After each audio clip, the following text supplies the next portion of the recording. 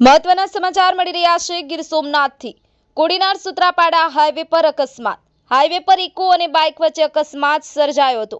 અકસ્માત જોવા ઉભેલા લોકો પર ટ્રક પલટાતા દુર્ઘટના સર્જાઈ। અકસ્માતે 7 થી વધુ લોકોને ગંભીર ઇજાઓ, જ્યારે 2 લોકોના ઘટના સ્થળે મોત।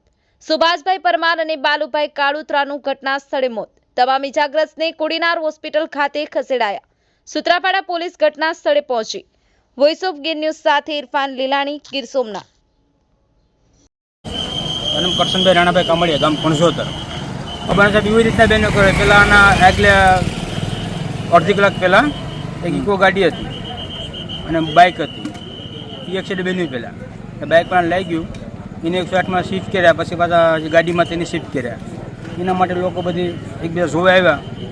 એમાં ટ્રેક્ટર હતું, ટ્રેક્ટરને પાછળથી ટ્રક મેરો ઠૂહો જુવાળા હતા, એ 2 જણા માથે ટ્રક પડી ગયો। ગામ છે રાકેશનું ફાટક અને સુત્રાપાડા કોડિયાર હાઈવે રોડ। કયું ગામ છે આ? કણસો આ રાકેશનું ફાટક છે ને કણસોતર ગામ છે। અચ્છા, આવી રીતે જ બને કે ભાઈ અહીંયા જે માણસો જોવાળા હતા, એક્સિડન્ટ ઓલા ઇકો ગાડી કીધું ને પહેલાં આગળ, એને જોવા માટેના કે માણસો ભેગા જ હતા। કેટલા લોકોની ઈજા થઈ છે? બીજા લોકો તો જે તો 7 ને થઈ, કોઈને મોત થયા છે? હા 2 એક્સપાયર થઈ ગયા।